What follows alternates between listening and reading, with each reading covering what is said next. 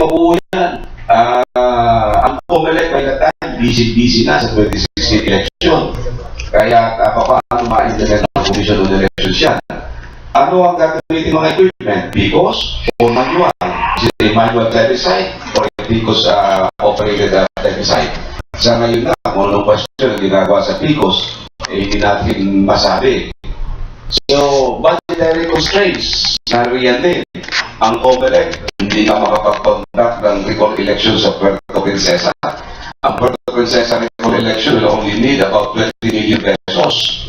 Itong plebiscite, aabutin ng mga 10 billion para magkaroon ka ng isang plebiscite. So, saan kukuha ng budget ang ating pamahalaan? And also, looking further, na isubitin na ang budget for 2015. Sa budget na isubitin, wala namang appropriation para sa tinatawag na amendment of the Constitution. So, saan kukuha ng budget for the particular political exercise? Kaya para sa akin, due to time and budgetary constraints, itagaan sa bato, hindi matutuloy ang nasabing constitutional amendment. Then also, sinasabi ng mga kaaliado ng Pangulo, they will amend the Constitution daw. Lalo yung mga nasisip-sip sa Pangulo, they will amend the Constitution to extend the term of the President or extension of the term of the President. With due respect to them, palagay ko, hindi nila alam ang kailan sinasabi o binubola lamang tayong taong bayan. Bakit masabi hindi alam nila sinasabi? Because under our Constitution, we have a democratic system of government. And in a democratic system of government, elected officials can only govern through the mandate, by the mandate of the people. And how do they get the mandate? Through elections. In other words, there is no such thing as extension of term of office ng isang elected official sa ating bansa. Kaya yung mga allies ng Pangulo na sinasabi, you will extend the term of office, tigilan nyo na ang mga sinasabi yan. Kasi lumalabas na hindi ninyo nalalaman ang inyong sinasabi. Is that like Mardoni and Elvice? Kung sino man sila, bagong Mardoni o Rize o sino man, hindi nyo alam ang inyong sinasabi pag sinabi yung extension of the term of office. Sapagkat hindi po pwede ang extension of term of office. Ang sabi nga ni Justice Pangaliban sa David versus COMELEC, a 1992 case, in a democratic system of government, elected officials can only rule through a mandate of the people at hindi po pwede ang extension ng term of office. So, yan palagay ko ay isang bagay na dapat natin malaman sa mga sinasabi, mga extension ng term of office ng ating Pangulo. Thank you, Sir Nilo. Napaka-kulay na ating nagawain na Tagalog, di ba? Kasi yung sinasabi niya, kita-kayo sa bato. Hindi ko mahanap ang English niya. Hindi ko naman na-English to. Kaya mag-interview, hindi ko lang basta sa atin. Sabihin, mark my word. O kaya yung titik lang maganda. Wala English yun. Attorney, pinabagin niyo yan, naisip ko lang. Isip ko kasi Presidente Noynoy, napapalibutan ng mga sigagaling ninyong mga abogado, atalista, mga salipeta, di ba, o mula saan. Ito mga ginagawa ito, posible na kasi nila, pero tuloy pa rin naman ang pagbubuyo sa ating Presidente. Sa tingin niyo, ano ba dahilan kaya talaga? Well, sa akin talaga, yung hindi lang ang practical side ng ating politics. O kaya sila ay nalalabuan dahil sa kailang sarili mga interes. O kaya yung they just want to divert the attention of the public to this particular issue instead of going to the real problem of our country. Marami tayong problema sa ating bansa. So isang bagay para medyo mawala yan, punta tayo sa politika. Alam naman ninyo yung mga tao pagka politics ng pinag-usapan, talaga namang yan gustong-gusto ng ating mga mamamayan. Kaya nga sinasabi ko, kung gusto ninyong tumakbong maging Pangulong muli, ang Pangulong Aquino, pwede naman yun Ano pa paanong paraan? Hindi mo na iaamin ng salikabatas na maaaring ang Pangulong Aquino ay maaaring maging Pangulong muli. Pwede gawin, pwede mangyari yan. Paano? Tatakbuhin ninyong Vice President, si Pangulong Aquino. Naupo ko siyang Vice President. Kung manalo siyang Vice President, at may mangyaring masama sa incumbent president, then he succeeds as president. Not by means of election, but by virtue of the rule of succession. Yun, di ba? So, tanong lagi sa akin, wala namang pagkakataon, o wala pagkakataon tumakbo muli for president, but may posibilidad na maging pangulong muli ng ating bansa kung siya itatakbong vice president at kung manalo siya at may mangyaring masama sa presidente, pwede siya. We have so many cases like that. Vice president, vice mayor, namamatay ang mayor, vice governor, namamatay ang governor. Ilan si Governor Adjuno sa Laro del Sur. I think he was my client for so many years. Nanalo siyang governor. After 3 days, namatay siya. The vice governor took over. So, yun siguro ang dapat nating makalaman sa bagay na yan. No? Kaya, yun ang sinasabi ko na siguro, dapat kung talagang gusto nila, yun ang mangyayari. O kaya naman, pwede namang from, di ba noon, Noy B, di ba?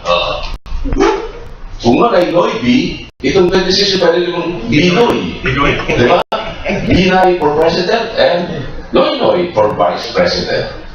So, yan ang mga political dynamics sa ating bansa which we could take into consideration. Okay. Pwede rin Ayan, kasi yung mga vice na yan eh, yan yung mga pinakalinig sa mga tao eh. Mga vice eh. Mga vice. Mga vices. Hindi yung vice, mga senong mga religyoso, nananalangin na may mangyari doon sa mayor. Sa governor. Para mag-take over. Okay, si Ferran, may tanong. Yung takot kasi ng mga kapatid Noynoy, pag hindi na siya presidente, baka makakasuhan, makulong. So, ang nakita nilang paraan, dapat yung presidente protektahan yung kanilang kapatid. So, pinalutan nila si Binay. Kasi lamang sa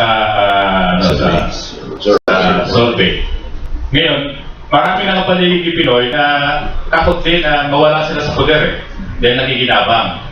So pinalutan nga yung tsatsa saka itong term extension. Problema sa term extension, kung i-analyze mo, baka humantong yan doon sa no election. Ang tanong ngayon kakayanin pa nila. Kung kinukonsolidate ni Iloilo yung military, kakayanin ba nila yung no election? Ay, hindi po pwede yung no election. No? Kahit nga yung charter change na to amend the Constitution to allow President Aquino Turanagin, palagay ko hindi aproba ng taong bayan yan. At ako'y naniniwala na alam yan ng Malacanang. Siyempre, testing the waters, nakakita nila na hindi ganoon ang positive ang reaction ng taong bayan. Sa lahat halos ng mga radio stations, nagpapasurvey sila, payag pa kayo magkaroon ng cha-cha to extend the term of the president or to give him another term. Halos wala akong narinig na favorable comment na majority. No? Kaya sa aking palagay ay hindi magtatagumpay ang anumang plano na mabago sa ligang batas para magkaroon muli ng pagkakataong makatakbo si Aquino. At yun naman yung mga ginagawa ng mga kaalyado ng Pangulo na patatakbuhin muli ang Pangulo Aquino, palagay ko they are doing a disservice to their political party. Sapagkat ilang ginagawa lang yan, ipag-amin na napakahina ng kanilang line-up para bang they have no strong material to run for the presidency. Imagine they call themselves as they belong to the ruling party. If you are the ruling party, you must have strong material sa lahat ng mga posisyon sa dapat mong mapuntahan. Ay kung yung pinaka-head, pinaka-puno, ay wala kayo. So ano mangyayari sa baba? Magkukollaps ang political party. That's the problem with our political system now. Ay yung wala tayong two-party system. Ang mga political parties ngayon kasi personality-oriented. Kung sino nasa itaas, pasakilala, iyon, sikat na sikat ang political party. Pero pagkatapos niya biglang babagsak yan pag nawala na yung head. Look what happened doon sa KBL, yung panahon ni Marcos, di ba? So talagang napakalakas. Pero pagdating niya, bumawala. Yung kila Gloria Arroyo doon, yung kalimutan ko yung New City. Sa lakas ni Ramos, mula si Ramos, nawala na rin siya. No? So, ganyan ang nangyayari sa atin. Kaya siguro dapat pag-aralan natin mabuti kung paano maamin ng saligang batas, makakabalik tayo sa two-party system. Tsaka nga pala sinasabing pag-amend ng saligang batas, hindi po pwede amending the Constitution to allow an extension of the President of Aquino. That's wrong. Ang saligang batas, hindi pwede ma-amyendahan to benefit a specific individual. Kailangan the Constitution to be amended to benefit all persons equally situated or similarly qualified. So what do I mean? If we amend the Constitution, dapat ang amendment should read something like, we amend the Constitution to allow all previous presidents, all previous elected presidents to run again or to seek re-election. So, si Ramos, si Estrada, si Gloria Macapagal-Arroyo, si Aquino, po pwede silang tumakbo. Hindi po pwede i-amen mo yun for the benefit of Aquino only. It must apply to all. Kasi maliwanag sa saligang batas natin ngayon, any elected president shall not be eligible for any re-election. So, maaaring sabihin doon, all elected presidents shall be eligible for re-election. Kaya kasi ERA, hindi pwede siya tumakbo sa 2016. Because he is barred by the provision of the Constitution that no elected president shall be eligible for any re-election. Okay, wala. Pangat, attorney kapag si Pinoy, tumakbong presidente nanalo, ang vice president, hindi sa kaso. Hindi siya pwede kasuhan. Alam mo, yung immunity, wala naman yan sa Constitution. Nasa tradition lamang yan, ano? Katunayan, bakit ni-imbestiga si Vice President Binay? So, while they have immunity, pero dapat i-invoke na yung immunity na yun. Naging tradition lamang yan dahil na sinasabi na kaya daw hindi dapat masampahan ng kaso ay dahil sa magiging very busy na during the incumbency. Pero kung sakaling may kaso sila, cases could be filed against them before the Ombudsman to determine if there is a ground for their impeachment. So, yung mga kaso sa Ombudsman, maaari isang pa yan para malaman kung pwede silang ma-impeach, but not for purposes of filing a case before the court for the criminal offenses. Sapagkat yung mga criminal offenses, yan ay pwede lamang isang pa pagka natapos na ang term of office. But that is still debatable at present. Wala lamang nagsasampa ng kaso sa ating Korte Suprema raising the issue of whether or not a president is really immune from suit. Halimbawa, yung talagang during his incumbency. Halimbawa talagang napakalakas ng ebidensya na talagang liable siya. Bakit hindi siya masampahan ng kaso katulad ng ordinary individual? Hindi ba violation ito ng equal protection of the law? Kung ordinary individual ay pwede mahagla, bakit hindi ang Pangulo? Kung napakalakas ng ebidensya laban sa kanya, halimbawa plunder, at malakas ang ebidensya laban sa kanya, hindi yan part of his performance of his public office because commission of plunder is not a part of your official function. Sapagkat dapat talagang kailangan mahagla ka. Kaya nga lang, sa ngayon, wala naman nag-question ng issue ng immunity from suit. Sapagkat sa ilalim sa legal batas, kahit balik-balik na rin mo ang provision, wala kang makikita doon na the president is immune from suit during the incumbency of his office. Unlike in the 1973 Constitution, maliwanag na nakalagay yun na the president is immune from suit during the incumbency. Sapagkat yun, di panahon ni Marcos yun, nakalagay yun the incumbent president. Ibig sabihin, the President Marcos then was immune from suit. But that immunity from suit was removed or deleted in our present Constitution, which is an admission of the fact na inaalis natin yung ganyang uri ng immunity. Kasi mangyayari yan, there would be too much abuse of power on the part of the President. Kasi alam niya na immune siya from suit. Pero sa aking opinion, po pwedeng sampahan, ilagay mo sa Ombudsman to determine if there could be a ground for his or her impeachment. Why don't you start the ball rolling, attorney? Wala naman akong makita pang malakas na ebidensya. With due respect to the President, sa ating Pangulo, with due respect to Aquino, wala naman akong makita ang ebidensya na papatunay na talagang po pwedeng masampahan siya ng kasong plunder. Okay. Higupin mo muna kami mga attorney. Kanina, malamig na. Mukhang malamig na talaga. Hiring lang kinotodong. Sige, hinuto mo. Yung mga naunang namamayapa na i-resurrect pa ba? Usually kasi, yung mga miyembro ng ilan, yung media fetish, no? Pagka mataas ang sugar nila, minsan tuhod na lang titigas, mukhang nagagalit sa boses na tumataas. Remember, kung gusto mo maging matigas lagi, kinaganda ang proper blood circulation at may lunas tayo dyan. Ang tawag natin dyan is Bonifacio treatment. Proven and effective. Bonifacio treatment na rin. Sigurado ako, masisiyahan ka. Pwede ba makipag-appointment na agad? Pwede naman. Mali pa guarantee pag hindi nangyari. Okay? Kasi usually, yun ang sinasabi ko sa kanila. Ang sekreto ng pagkaedad natin, hindi dun sa ganda lalaki mo, kundi yung sa ganda ng circulation ng dugo mo. Pagka hindi maganda circulation ng dugo mo, alam mo natin sa'yo, tuhod na lang titigas sa'yo at mukha nagagalit sa kaboses na tumataas. Pero meron po tayong palunas yan. Okay, natural. Ang side effect po nito is no other than smiling too much. Lalo po pag gumamit kayo ng papaliwanag ni Fernand mamaya. Okay? Yan po yung tinatawag natin Gayabano juice. Ito na ba yun? Yan yung Gayabano juice. Ano ito na yun? Ito yung mga uses natin. Yan yung mga locally made natin ng mga uses. Gayabano juice is very known. 10,000 times better than chemotherapy.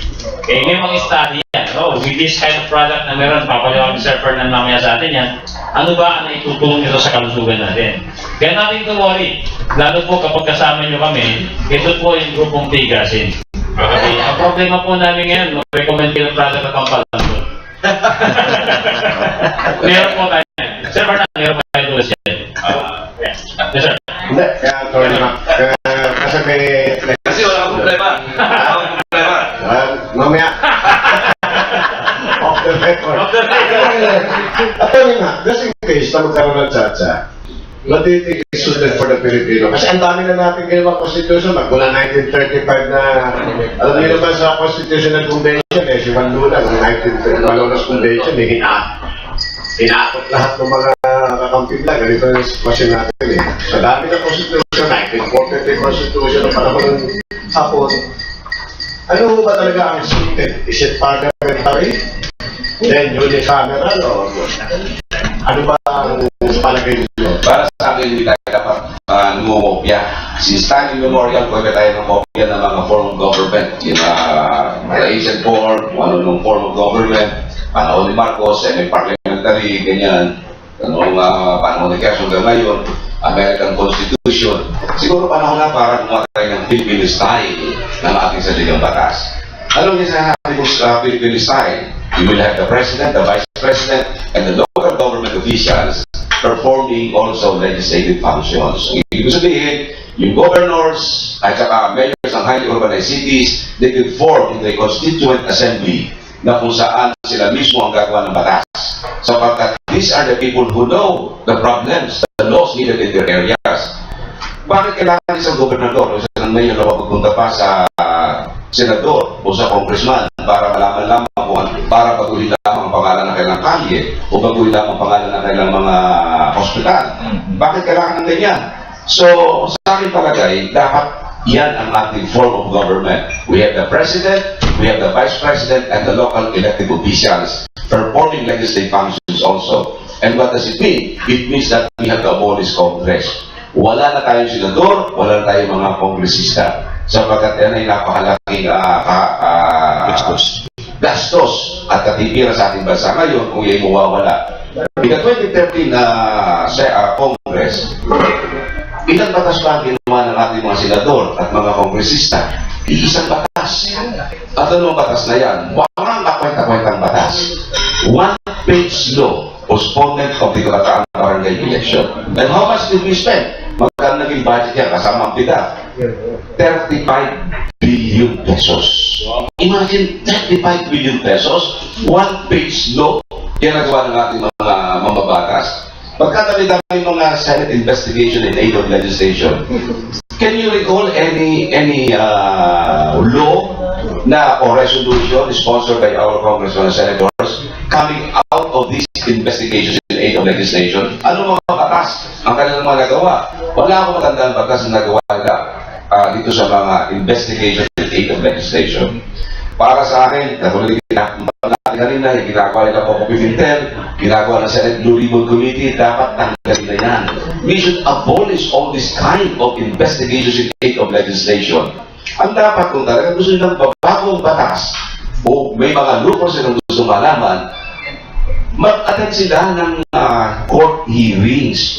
Doon sila magpunta sa korte, sa Supreme Court, pag may oral argument, sa Sandigang Bayan, kapag may hearing ang plunder cases, and from there, determine ano ang kailangan ng batas. From there, you will know ano ang loopholes ng isang batas. Ano ang kailangan para mabago yung batas na yun. Eh, ang ginagawa nila, mag-i-invite ng mga resource persons in aid of legislation. How could you get information in aid of legislation from these resource persons? Eh, minumura mo sila, kinagagalitan mo sila, ikinukulong mo sila, tinatakot mo sila. So, ano makukuha mong mga benefits dyan? Ano makukuha mong mga inputs para magbago mo ang isang batas? Samantalang ang pinakamagandang paraan, makinig ka doon sa korte, yung mga legal researcher mo magpunta sa korte, or you have a conference with the Justice of the Supreme Court or with the presidents of the RTC or sa Court of Appeals. Kausapin sila, ano mo kaya ang magandang batas? Ano kaya yung pwede natin magawa sa existing laws na ito? Alam niyo, may problema kami dyan sa bidding. At ito sa nangyayari sa Makati, ganito mga problema. Ano kaya ang dapat gawin? Dapat siguro gano'n na kailang ginagawa. Hindi yung ano mga Senate investigation in aid of legislation. Kaya kung sakali magkakaroon ng tsa-tsa, ito ina-assure ko sa inyo, I will submit a resolution to abolish Congress. Pa-abolish mo yung Senado at yung House of Representatives. Siguro kahit 6 years lang, subukan natin wala tayong Congress. Wala tayong senador, wala tayong congressman sa loob ng 6 na taon. And we will know kung ano mangyayari. In 6 years time, 35 billion times 6, that's about 210 billion pesos na masisave natin. Napakalaking bagay niyan para sa ating pamahalaan. Kung 6 na taon na wala tayong kongreso, yung first year, ibigay natin sa Yolanda. Ang second year, para sa construction transport system sa MRT. Yung next year, para sa rice production. Yung fourth year, 35 billion para sa educational system. Yung fifth year, para sa defense ng ating pamahalaan. Yung 6 years, 35 billion for other infrastructure program. At least with about 210 or 220 billion pesos.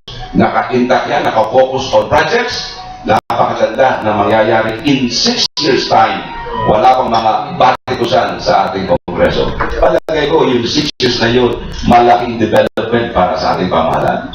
Well, talking about the Supreme Court's power, kasi dito sa Constitution natin ngayon, mas malaki ang empowered ng Korte Suprema.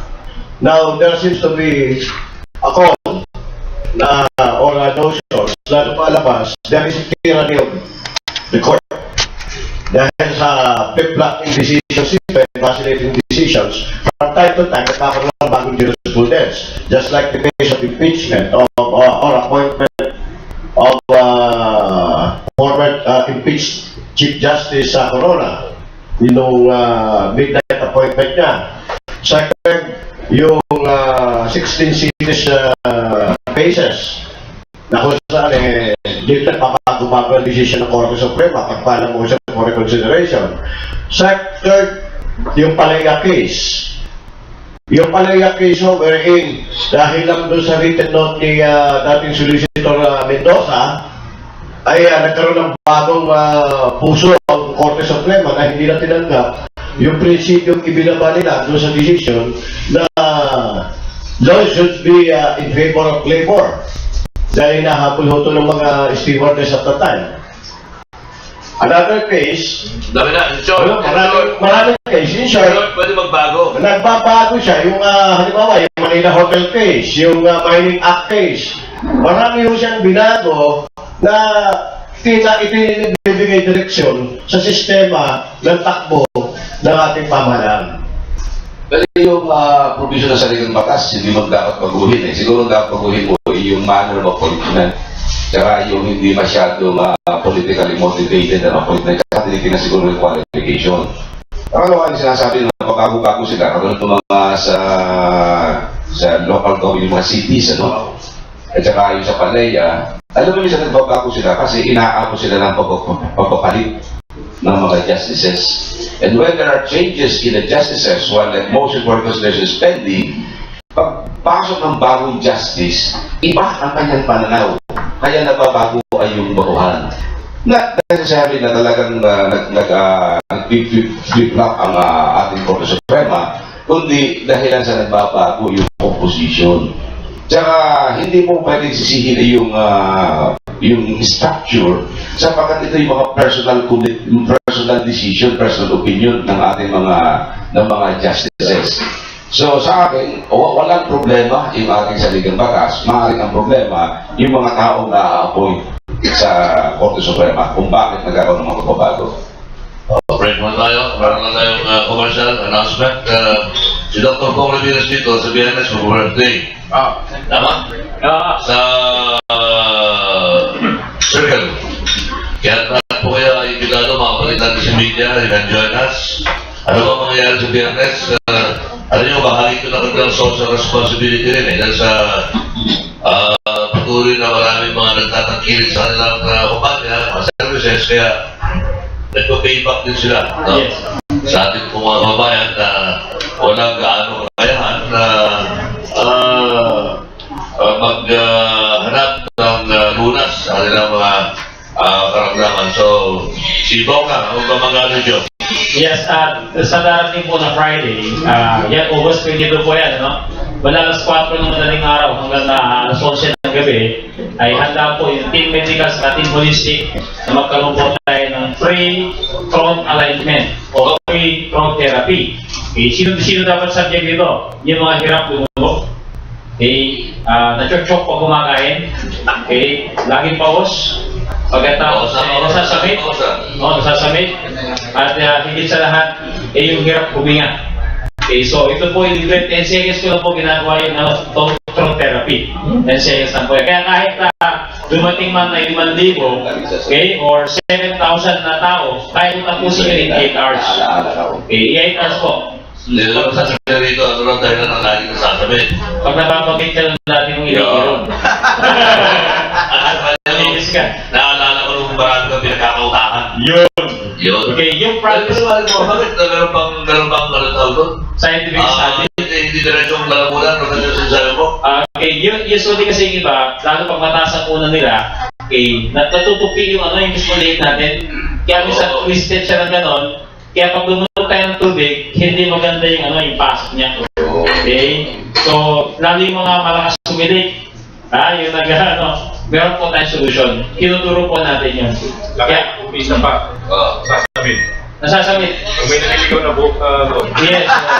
Pero yung iba po na laging makatila lang muna, nasa-x-ray namin yun.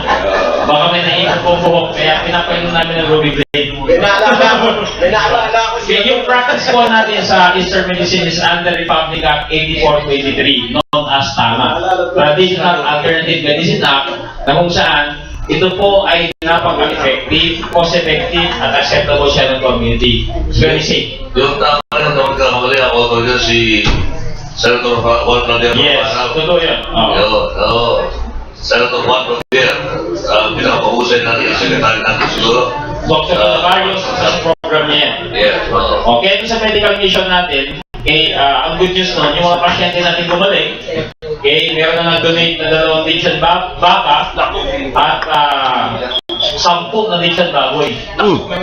Kaya sabi ko ng gano'n, kamusta naman yung baboy? Huwag kayong magalala kasi mga baboy na dinonate nila, vegetarian. Mga gulay pinakain. Okay, pagkatapos, bago katayin yun, ipapabibig ko muna. Kung 1 over 80, pwede na katayin. Parang kinakain dyan. Kaya pag-una. Bakit nagtakamin mo yan simula? Squad mo na araw? Kasi yung iba mag-exercise pa eh. Mag-exercise, tapos meron entertainment, tutulay sa cable, yung mga kaibigan natin na galing ng Thailand at saka Malaysia, sila yung nag-volunteer na mag-entertain sa mga bisita natin. Yung mga galing sa Buanga, actually maraming galing US na darating. Kasi marami na rin tayong pasyente na galing sa US as ibang bansa na nagtatangkilik ng ating natural methods of medicine. Kaya ang good news po nun, yung medical mission po natin ay ready na po. Pati mobile clinic, yung mga pasyente po na comatose na hindi nakakalis ng bahay, ready po yung aming mobile clinic na mag-iikot nationwide para makater po yung services na kailangan po nila. Okay, ang kailangan na po namin dito, project coordinator saka event organizer. Tutulungan po namin kayo to announce through GMA network. Halimbawa, 1 month before the event na gagawin doon sa lugar ninyo, i-announce na namin yung araw-araw ni Cal Eddie Cruz Ramirez, si Mr. Cariñoso, na partner ko, para yung mga tao na i-gather natin sila at once sa isang area na safe, pagkatapos komportable yung ating mga practitioner at yung mga pasyente na i-cater po natin.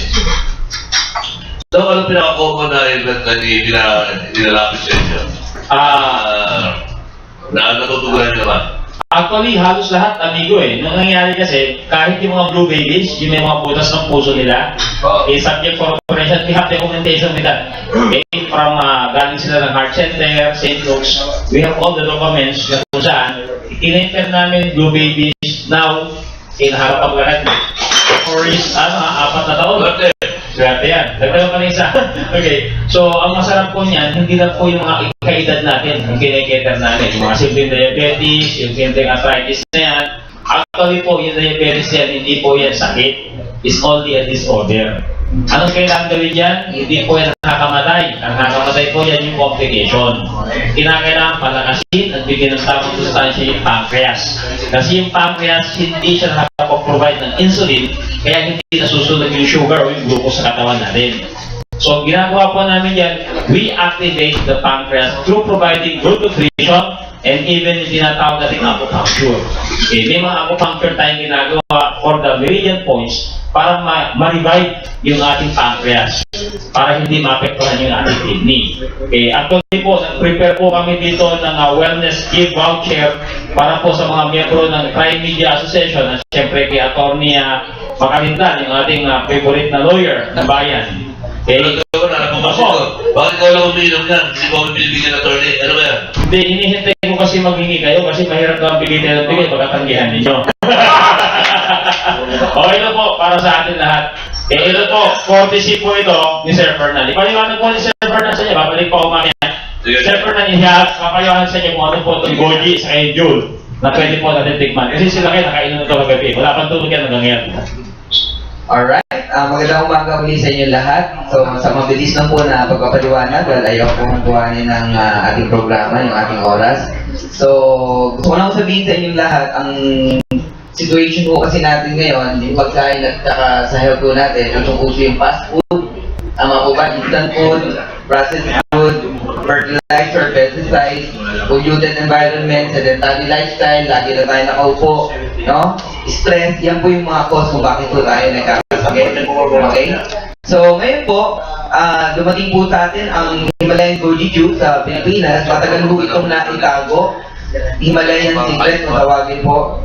So, meron po mga taong nabubuhay na more than 100 years.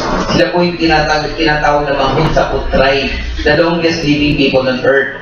So, even in old age, malilinaw po ang kanilang vision, clear ang sharp ang mind sila, and malalakas po sila. Anong sekreto nila? They eat good food, no? And they exercise daily, wala hulong mga fast food, mga dilata, and they drink or they eat Himalaya, no? Or goji berry. Ayan. So ngayon po, ang goji berry po natin, ang sekreto po nito, ito po yung 100% goji berries. Meron po siya tinatawag na saponin. Ano po ba itong saponin? Ang saponin po, isa po itong panglinis po ng ating pong dumi sa katawan. At meron din po siya tinatawag na polysaccharide. Isang klase po ng sugar na pagkain po ng cells natin. Ito pong sugar po na to is a good sugar. Hindi po tayo dapat matakot. Ino-normalize siya po yung ating pong blood sugar. Ayan. Yung mga may hormonal imbalance. Ito naman pong Jollof to Orient, ito po yung latest natin na lumabas. No? Ang Jollof to Orient po came from Diagolan. From the word Diagolan. Sa China po, tinawag po siyang immortality herb or miracle herb. And ito po ay na-discover ng isa pong doctor and scientist named Jiang Yu, no, the father of Diagolan. Ang Julatorian po has 54 benefits. Okay, lahat po from head to toe kaya niya pong i-address. Ang maganda po dito, lahat po ito ay natural. Ang ingredients po nito, meron po siyang 21 kinds of fruits na pinagsama-sama, and most of them are goji berries, mga important fruit po na hindi po matatagpuan sa Pilipinas. Tanong, sino po ang pwedeng uminom nito? Lahat po. Mula baby hanggang matanda, lahat po pwede yung mag-take na products. Ang produkto po natin ay very safe. It's the only food. Prutas lang po siya. Pero kaya niya hong mag-address ng mga nararamdaman po natin sa katawan. Okay po, so pag nagtulong po yung treatment ni Doc Bong Ramirez at pag-inom po nitong mga nutritional products, sigurado po tatanggap po tayo ng kagalingan. Yung June na yan, hindi na po kagabi. Kasi, attorney, si John Vintay, absent.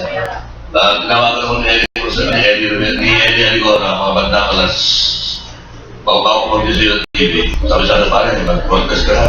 Upo ka ng alas 12 ng ating gabi hanggang alas 2. Tapos upo ko niya ng alas 4 o alas 6. Wala pa akong tulog ang ngayon. Eh yung June, yung binayong sa akin, Doc Bong Ramirez, ano na? Ano na sa kawan? Buhay na buhay, ah. Buhay na buhay. Yung gano'n, hindi ko walang susubukan dahil Wala kang partner. hindi, pwede. Pag susubukan ko yan, kung pag-uwi ko mamaya kami, magandang tingin ng misis ko. Magandang tingin ko sa misis ko. Kaya yung misis ko, kailan ko na. Pwede mo ba yun? Baka miyembro na ng biyaya yung asawa mo, ang lagay, ha? Ano? Biyaya. Ano? Babaeng inurungan ng regla. Yan na nga. Gusto ko talaga, baka yan ang ginagamit ni Mami Judicia ngayon eh. May posibilidad, no? Tinanong ko kumusta ang kayo sa sex life, may plenty na, parang si GMA nung araw. Plenty! Diba? So, yung questions, kaya naman yung kay Doc Bong. Siguro, dapat lang siguro yung tungkol sa health natin. Kailangan believing lang tayo. Yun. Kaya nga there's no substitute to a happy family. Basta ang maayos ang pamilya, palagay ko okay yun. Sa kailangan, ginagawa natin, pinangangalagaan natin ang ating pamilya. Pagmamahal sa ating mga anak at sa ating asawa. Kasi kung isa lang ang asawa mo, wala kang problema sa buhay. Pero pag nagdagdag ka, ay dinagdagan mo ang problema. Kaya ako, hindi mo sa nagmamalaki. But I feel na gano'n ang ginagawa namin ng aking may bahay.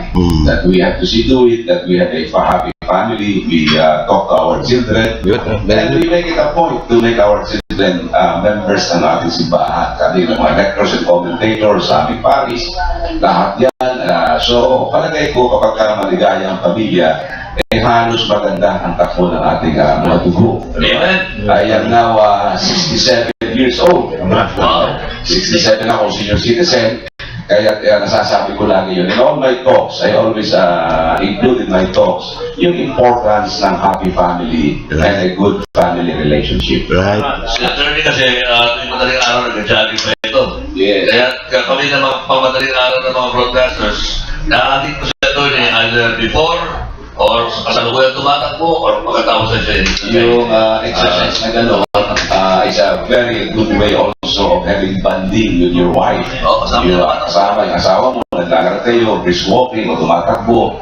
Then from there, we go to church at 6 o'clock in the morning. So, halos ito everyday cycle ng buhay namin. Kaya pag kami tatawag sa akin, sige, pwede ka mag-interview sa akin from 5 to 6. Pero from 6, medyo mga 7 o'clock na ulit interview ng Philosophy at our 6 a.m. Mass. Kaya alam na lang kung anong oras ko siya natin namin. I have two questions.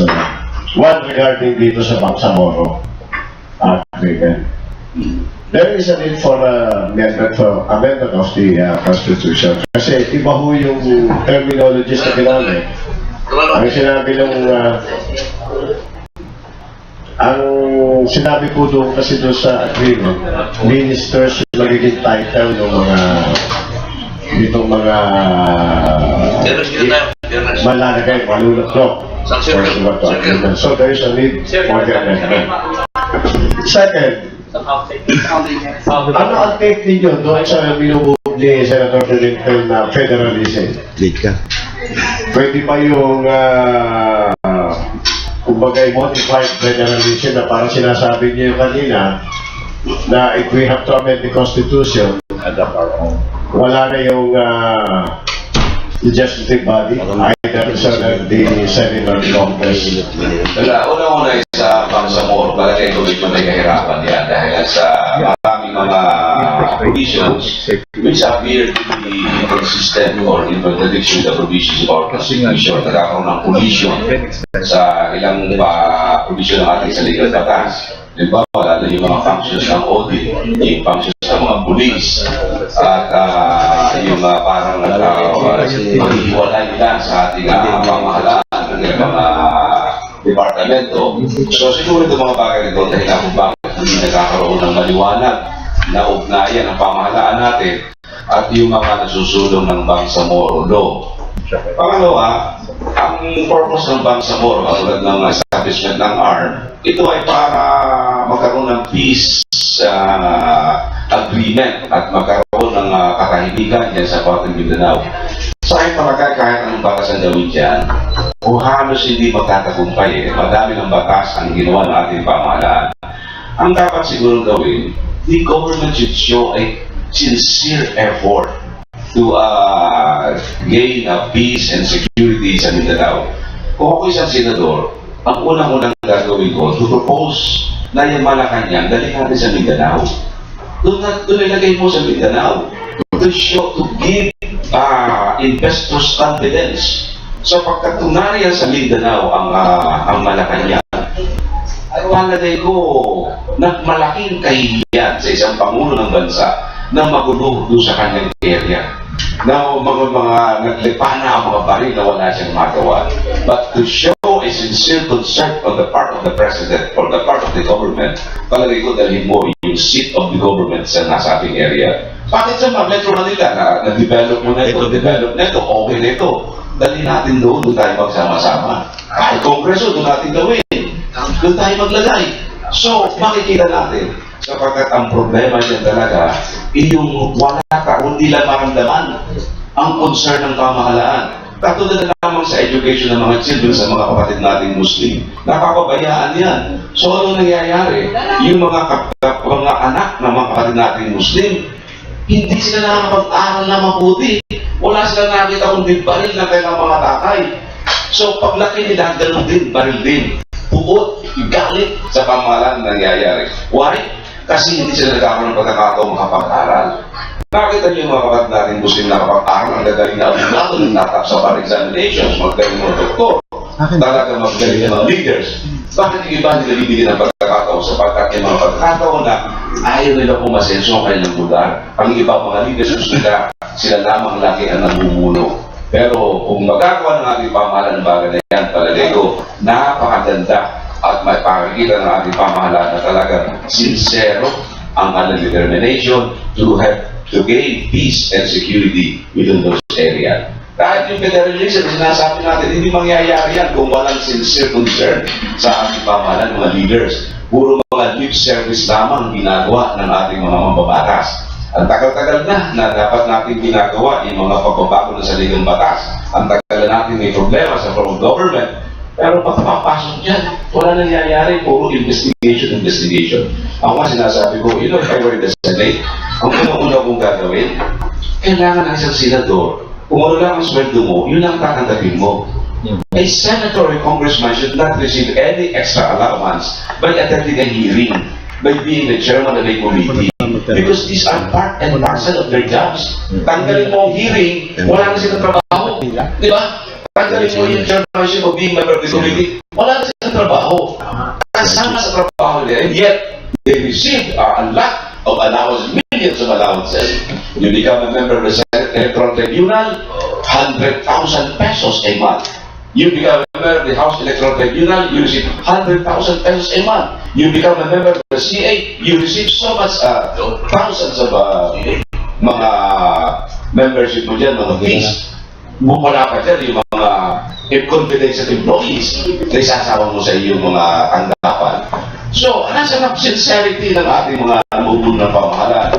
Samantalang yung ordinary janitor, hindi ka makahingi ng increase ng sweldo kasi wala daw batas authorizing the increase. Pero ito mga ito, kahit walang batas, by just saying na may kailangan na gastusin yun, nakakakuha sila ng mga allowances. So palagay ko, yung concern and sincere service, yun ang dapat na ipakita ng ating pamahalaan. Hindi yung mga lip service provisions o mga efforts to amend the Constitution. Father, Yeah, Senator Romy. I-abolish itong Congress, Senate at saka representatives sa integrate ng functions ng legislative into the executive mga officials. Local, LGU. Paano ma-determine again yung sincerity doon? Well, at least kahit pa paano, nakikita na lang baka sakali itong mga local naman, the fact na nakita lang yung galing ng taong bayan, at least this will serve as a warning to them na binibigyan na kayo ng warning taong bayan na ang taong bayan hindi nang tutulong kayo. Kaya mo nga inalis na itong isang bahagi ng pamahalaan nito sapagkat ang taong bayan ay sawang-sawa na. Huwag niyong hintayin na pati kayo ipagsawa ng taong bayan. And pag ginawa rin yan, siyempre kailangan din yan isang strong president. A president who could really look into the administration and supervision of his local government officials. Kailangan talaga naroon yung sincerity. Pero kung wala talaga mangyayari sa bayan natin. Kaya sinasabi ko natin, when you elect people, mag-elect naman tayo talagang may gagawin. Yung talagang ang focus nila is to serve and not to be served. Ang nangyayari ngayon, puro popularity contest Our politics has deteriorated into a popularity contest. Kung sino ang sikat, siya ang nananalo. Kung sino ang laging nasa may budget, sila ang nananalo. So, bakit ganun? Diba? Bakit kailangan mo magpanalo ng ganyan mga bagay? Saka tinanin nyo kung ano nagagawa nila para sa pamahalaan. Napakadaming mga pangako, hindi naman nagagawa. Katulad na sa inyo mga taga-media, ang tagal-tagal ng pangako sa inyo na pwede kayo papuputuhin daw kayo na maaga. Ilang beses na nagdaan administrasyon, mga Congress ang nagdaan. Di walang senador o congressman na nakapapay ng bill na naaprubahan yan. Sino nakapapay? Tayo pa. Sama-sama tayo. Oo. Ang ibig sabihin, kaya ako sinasabi, hindi mo na kailangan ng senador o kongresista. That's a point. Hindi mo na kailangan ng senador o kongresista. Kailangan lamang may mag-lead sa inyo, mag-file. Ang problema sa inyo, na pag naipanaluhan natin yung kayo, pwede na kayo bumoto early. At least mga 2 weeks before the election, binibigyan na kayo pagkakataon mga boto. Kaya lang, nagtampo sa akin 6 Villarreal sa chairman. Sabi niya, ipinaglaban mo yan. Pero kung kailangan na pa-register ng mga taga-media. Siguro kasi hindi ko masyadong bigyan ng saturation campaign. But I hope, sa this coming election, kayo mga taga-media, kayo magpa-register ho kayo. Kasi sa pagkasayang po, bibinwan ninyo yung effort na yan, na kayo magkaroon ng pagkakataon mga boto ng maaga. Kung magkaroon pa itong People's Initiative, pwede bang baka masundan pa ito ay yung lahat ng nililegislate sa batas, taong bayan ang gagawa? Sa tradition. Wala, talagang may mga pagkakataon na mangyayari yan, Pero yan ay nagpapakita lamang talagang galit na ang taong bayan. But tandaan natin na ang initiative po pwede lamang sa amendment. Hindi po pwede yan ang revision of the Constitution. Kasi may pagkakaiba yung revision and amendment. Yung amendment, isang provision lamang ng saligang batas ang dapat mong gagalawin doon.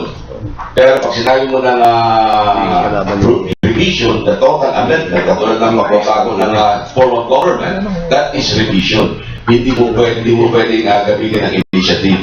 Pero halimbawa, yung term of office ng President, pwede lamang initiative yan, sapagkat iisa ang provision, so maaaring pwede yung initiative sa ganyang pagkakataon. At saka yung mga batas na nais natin ibalabas, kung pwede natin gawin yan, hindi lang sa national scope, kahit sa lokal, yung mga local electorate, kung pwede nagiging yan sa kanya mga sarili-sarili mga bayan. At sana nga, ewan ko dumating ang bagay niya. Pero sa ngayon, sa mga nangyayari sa ating kasalukuyang nangyayari ngayon, para lumalabas na ng taong bayan ay gusto nang gumawa ng sarilang mga batas sapagkat hindi lang makita sa kanilang mga leaders ang sincerity na gawin ng batas na kailangan para sa kanilang mga areas. Attorney, pwede na ako lakay? Oh, sige. Ito, mga kapatid, dingit sa kalaman ng marami sa atin. Isa pala sa pakay ni Pope Francis, kaya pumunta rito, para personal na makilatis kung hinog na nga ba ang Pilipinas for canonization. Palagay ko naman na makikita nyo, sa dami ba naman ang milagro na nangyayari sa gobyerno natin buong Pilipinas. Talagang Canonization, Ang tanong ko, attorney, lahat na pag-isipan yung pagbabago sa saligang batas. May isang kaisipan. Kayang-kaya daw patatakbuhin ang Pilipinas ng animoy langit kapag inilagay ang batas sa kamay ng mga mamamayan bilang mga juror sa civil grand jury at trial by jury na tried, tested, and proven na for so many centuries sa UK, sa US, sa Japan, sa Hong Kong, maging ang South Korea, nakabago-bago ng trial by jury, munlad. Ano sa palagay nyo, Attorney Mac? Una yung kay pagdala ni Pope Francis, dapat talaga matuwa tayo because baka sakaling pagdala niya magkaroon talaga ng pagbabago sa ating bansa. At at least for period of 1 week, ay magiging madasalin tayo at muli mabubuhay yung pagiging Christianismo natin. At pangalawa, nasunod siguro sabihin sa inyo na I have been designated by the Catholic Bishops' Conference of the Philippines noon pa dito sa ating Year of the Laity kasi itong 2014 is considered as the Year of the Laity. And as early as December last year, nag-form ng 12 sectors ang Catholic Bishops' Conference of the Philippines to propagate the Year of the Laity. Ano ba ang Year of the Laity? Ibig sabihin tayo mga mananampalataya, tayong lahat, dapat tayo maging very, very active in terms of Christianity or Christianism in our country. Kasi by 2021, i-observe natin ang 500th year of the arrival of Christianity in the Philippines. Noong 1521, dumating dito si Magellan at siguro yung kanta ni Yoyo Villanueva at siya ang nag-propagate ng Christianity dito nung kanyang binyagan si Raha Kumabon at ang kanyang asawa at mga supporters. At iyan ang ino-observe ng Catholic Bishops' Conference of the Philippines at ng mga Katoliko na by 2021, tayong lahat sana magkakasama-sama. Kaya pinopropagate na yun, yung Year of the Laity. Ang na-assign sa akin ay the coordinator of the Year of the Laity for government sector. Kaya ako ngayon nagpupunta sa iba't ibang mga areas, mga opisina ng mga tanda ng ating pamahalaan, where we discuss the Year of the Laity in terms of public service, honesty, and integrity. At yung theme ng aking program lagi dyan sa mga lectures ko ay tapat. The word tapat, T-A-P-A-T. Sapagkat ang tapat, kahit balitarin mo, ay tapat pa rin. Sapagkat tayo lahat, ano man ang ginagawa natin, basta tapat tayo sa ating ginagawa, bali-balitarin man tayo, dapat tapat pa rin tayo. Ngayon, sinasabi mo na jury system. In jury system, hindi pwede sa ating bansa. Kasi, unang-una wala tayong pondo, wala tayong pera. Para mapuntahan mo yung jury system, napakadaming areas ng mga lugar. Kapag ka isang kaso ay kailangan i-jury mo, yung mga jurors, i-house mo yan. Ilalagay mo sa isang mga building, pakakainin mo, susugan mo ng pagkain, lahat kaya nakatago yung mga yan para outside the influence of any person. Hindi mo pwede sila ma-influensahan eh. Halos isang buwan, kung napakabigat ng kaso, andun sila sa tayo kukuha ng pera. Pangalawa, sa ngayon ay problema na tayo, masyadong private conscious tayo. Anong katiyakan natin? Ito nga ngayon, isang judge, dalawang judge, o nagkakaroon na ng mga problema. Nakita mo ngayon problema sa DOJ na may mga alleged bribery. Pagkatapos papasok tayo sa jury system, siguro para sa akin hindi pa tayo handa sa bagay na yan. Hanggat hindi nababago yung sistema ng ating mga pag-resolve ng ating mga kaso. Ang dami-dami mga kaso, pag pinasok natin sa jury system yan, palagay ko baka lalo magkaroon ng masyadong mapending ang ating mga niresolve na kaso sa ating bansa.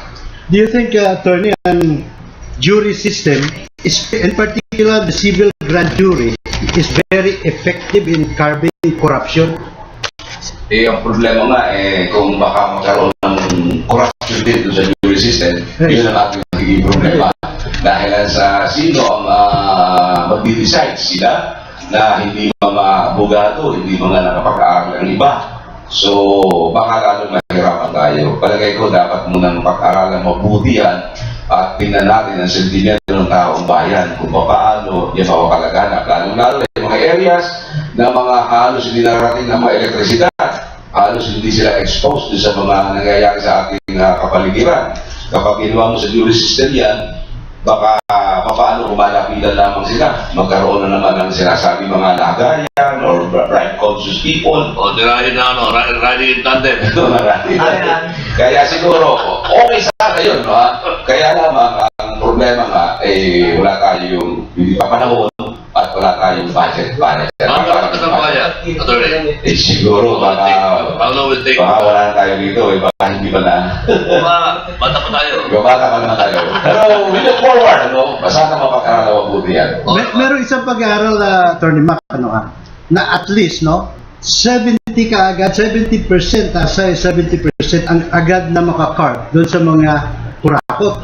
Now, kung ayon sa Central Bank, the Asian Development Bank, merong mga 40 to 60% sa pondo ng gobyerno na napupunta sa kurakot nationwide, pati yung mga barangay, parang barangay to Malacanang.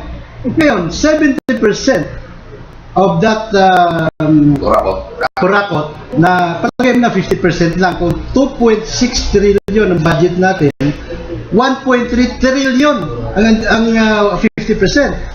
Mga 1 trillion na lang na savings, hindi pa ba sapat yun para pansusweldo sa jury? Pero sana nga, pero para sa akin, kung mawawala lang yung kurakot sa ating bansa, talaga ko napakayaman na natin. Talaga napakayaman natin, talaga napakadami natin pera ng ating bansa. Sige mo, paano pa rin Marcos noon, ng iba pa, dinanakawan na tayo. Hanggang ngayon, dinanakawan pa tayo. Hindi pa ubos-ubos. Dinanakawan sa atin, di ba? Kaya yung bayan, mayaman tayo, di ba? Sige, next question, please. Thank you, Attorney. Salamat. Hindi na kayo buwis niya. Sherman, dahil palamig na yung nanakaw pala. October ng 2015, simula na ng registration o filing of certificate of candidacy. Wala ka bang pananaw tungkol doon sa napikos ako? Dahil parang nakikita na ng mga butante o ng mga politiko na kaya nilang sirain, dayain ang halalan doon sa PICOS dahil maraming nagsusulat na talagang nanidayaan. Paano ba natin bilang ikaw ay alam mo kasi ang problema sa atin, kahit yung manual, ganyan na rin ang sinasabi ng mga natatalo. Kaya kahit yung mga electronic, ganyan pa rin. Yung sinasabi dayaan sa halalan. Bakit masama ang impresyon ng taong bayan sa ating halalan? Kasi lahat na natatalo, halos mga 70% or 80% ng natatalo sa election, they all shout they were cheated. Lagi sinasabi nila daya. So baka pa tayo laging ganyan na lang ng ganyan. Itong mga natatalo ito, mga walang utang na loob ito sa ating taong bayan, walang utang na loob sa ating bansa. Na laging ang sinasisi ang sistema, ganun hindi naman nila napapatunayan yan. Bakit ito sinasabi hindi napapatunayan? Yung mga natatalo na papayag ng mga election protest, sa lahat naman nagpapayag ng election protest sa mga iba't ibang hukuman natin, sa COMELEC, halos wala pang 5% yan ang nakakapagpatunay na galis ay nagaya. At dun pa sa 5% na yan, bisa nagkakaroon ng lagayan sa pagdidesisyon sa kanila. In other words, wala pang kukunti lang talaga yung sinasabi mong bandaraya o kaya pagkakamali sa ating halalan. Kung yung mga natatalo lamang na yan ay makakatanggap ng pagkatalo, hindi ganyan ang impression sa atin. Katulad sa PICOS, yung mga natalo, lahat sila sinasabi na daya sila. Yung mga expert kuno sa mga itong electronic system natin, IT experts, pati sila nakikisama. Pwedeng ma-hack yan, pwedeng madaya yan, pwedeng mapalitan. Noong minsan magkakaroon kami ng forum, sila ko yung mga IT. Pwede ba ma-hack? Pwede. Pwede madaya? Pwede. Pwede mapalitan? Pwede. Ang tanong ko, na-hack ba? Hindi namin alam. Nadaya ba? Hindi namin alam. Napalitan ba? Hindi namin alam. In other words, lahat speculations. Ang sinasabi ko sa kanila, sa isang halala kahit sa PICOS nila, para i-prove mo na nagkakamali o dinadaya ng PICOS, dapat patunayan ninyo na yung PICOS, yung boto ni A, binilang ng focus ng PICOS para kay B. Halimbawa, the voter voted for A, pero ang nire-register ng PICOS A, binibigay kay B. Yun ang talagang dayaan. We have about 50 million ballots in the past election, 2013 election, even in 2010 election. Sinasabi ko, doon sa 50 million ballots, can you show me just one ballot? Isang balota lamang na ang boto ni A ibinigay ng PICOS kay B. Hanggang ngayon, wala sila may pakita sa doon. And what is the best proof na wala talagang ma-ebidensya na nagkaroon ng dayaan sa PICOS? The best proof is the election protest of Marroas against B9.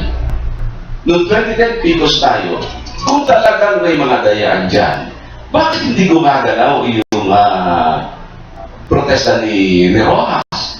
Not a single ballot from the more than 3,000 or 5,000 ballot boxes na pinoprotesta nito si Rojas, hanggang ngayon kahit isang ballot box hindi niya pinadadala sa Supreme Court. Kahit isa. Kayong mga taga-media siguro dapat tingnan nyo ito. You can do a great service to our nation para patunayan kung talagang iyang protest ni Rojas politically motivated lamang. Kasi kung talagang may ebidensya, si Rojas mismo ang unang-unang magwawala. Noong 2010, ang dami mga protest ng 2010, lahat ng protest ng 2010 na dismiss. Bakit? Walang nakitang ebidensya. Pangasinan, Zambales, Mindanao, lahat yan, may mga protesta. Lahat ng protest na yan, tinignan isa-isa, walang nakita. If there were evidence to prove irregularities, at lumabas yun, sulingaw yun, do you think Rojas will just take it sitting down? Hindi siya papayag noon. Ang gagawin niya, pakatawagin yun. And he himself will ask the Supreme Court. And we are spending about 97 million pesos. Yung Kisin-Coco ba? Manual yun.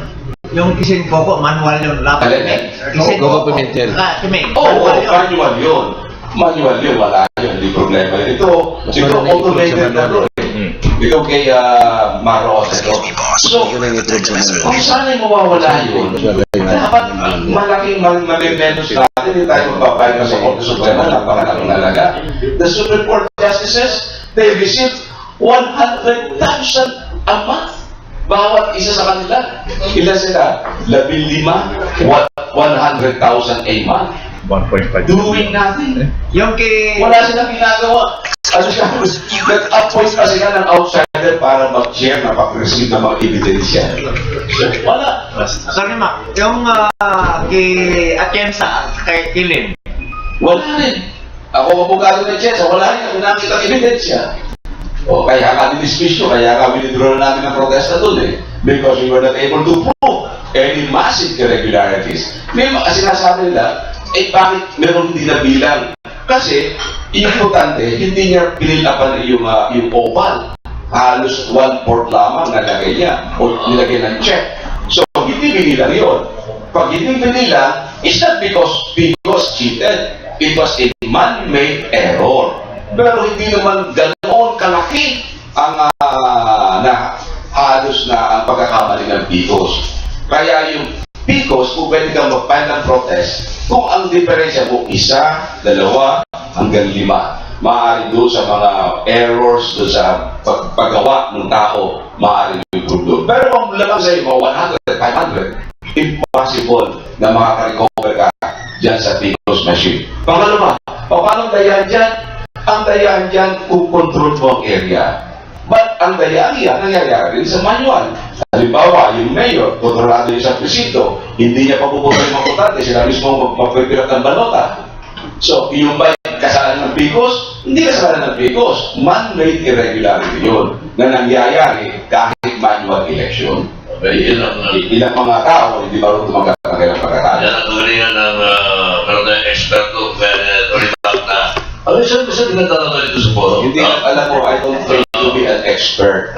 Ako lamang, sinasabi ko yung totoo. I'm very, very honest in my evaluation of our election system. Ang problema sa ibang sasalita, kung ano-ano sinasabi nila na hindi naman totoo. Katulad nangyari kay Villanueva, pinapila na sa Resina. Yun, Tanong ko doon anong karapatan ng judge na yun na magbilang? Yung judge na yun, hindi niya alam kung anong operation ng PCOS machine. Kaya palagay ko, mali yung mga judge, and even the report is wrong. Attorney Mac. Okay, we're almost done. Yung iniikot na yung mga iniinumin ninyo, yan, yung sampot na tawag yan. Drink of the Orient. Pampa, puro pampa yan. Pampa, anak ba ito? Pampa. Lahat ng May alcohol. pampa yan. Alam mo na. Alam mo na. So, si Bob mo na, ano siya kung saan yung sino niyo, Bob? Okay, lugar po natin, sige, sir. Dahil yung misis ko, hindi niya malaman kung bakit yung tubig lumalabas sa tainga. May amoy ba? Walang amoy. Amoy. Wala tayo, bago lang, mga isang buwan pa lang. Dali mo para ma-check natin kung may infection o wala. Office. Kasi remember, kapag may problema ka sa tenga, coordinated yan sa kidney. Kung may problema ka sa mata, coordinated yan sa liver. Kung may problema ka sa ilong, coordinated yan sa lungs mo. Pag yung dila mo nagkulay talong o nagkulay violet yan, coordinated yan sa puso mo. Dapat ready speaking sa tuwin ng puso na bilan natin. Nagaling ko sa... Okay. Realize na kasama sa inyo at sabihin appointment pa kasi ko na nakalimutan ko kung nakapalik appointment doon sa Manila pa. So again, maraming salamat at sana kahit paano nakapagbiya ko ng isang interview. Thank you so much.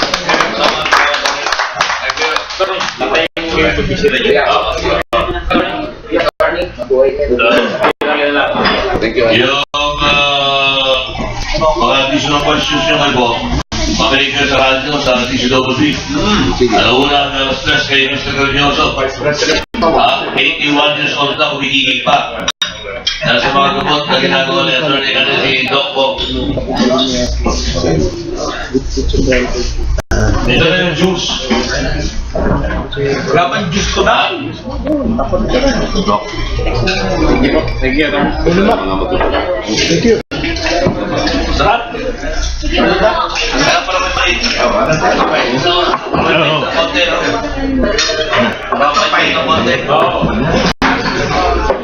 Yan yung puro. Talagang manahal yan.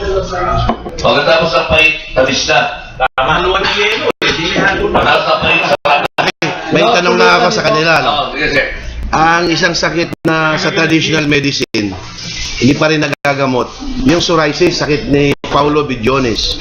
Oo. Yan yung tinatawag. Kayo ba may naisip na nagamot para dyan? Yan yung tinatawag ng autoimmune disease. Yun, oh. So kapag yan ang problema ng pasyente natin, dapat hindi siya pwede uminom ng energy drinks. Any stimulant, hindi pwede. Ito, Kasi pag energy active, ito energy balancer ito. Okay, what deficient on you, it will have to regulate it.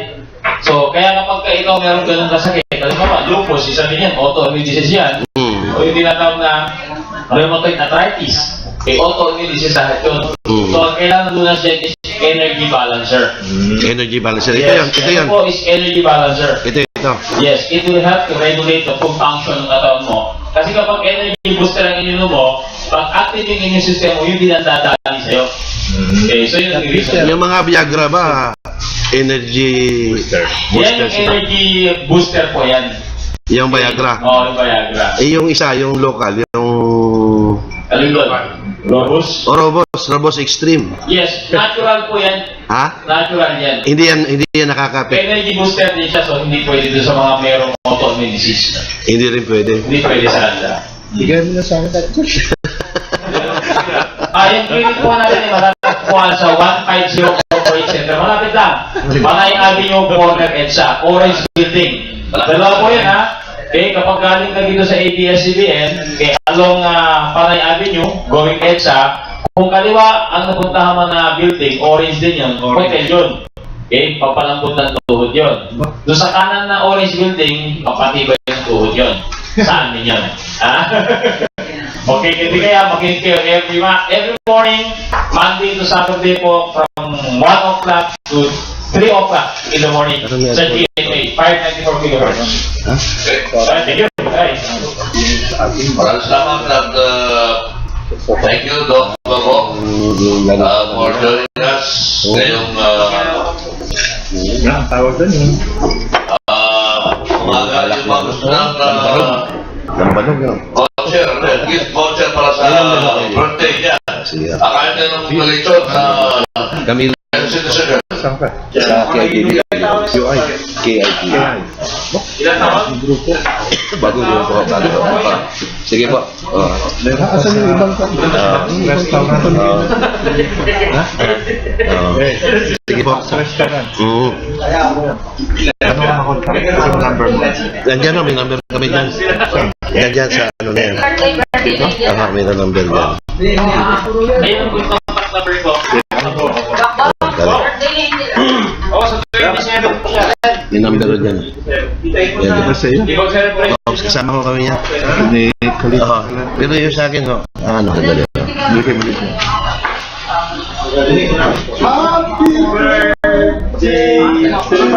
Ano, meron pa tayo. Thank you. Ito po. Salamat po. Okay, kaya. KITV. Okay, TV. Sige po. Paano kung magtayo sa Laguna? Laguna. Di ba parang pa ito? Ay, yung sa... Oo. Tayo sa Tarusa. Oo. Ray, ito na.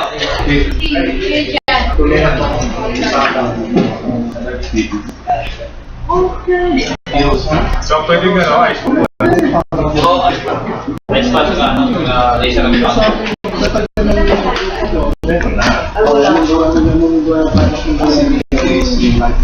Pwede ka ba, Dok, mag-guest doon sa Celebrity Hour? Kailan? Okay. Saturday. Anong oras? 9 o'clock. 9 to 11 in the morning. doon, meron ba tayo sound system yun? Okay. Sa media forum. Eh, si Pagkina Maya.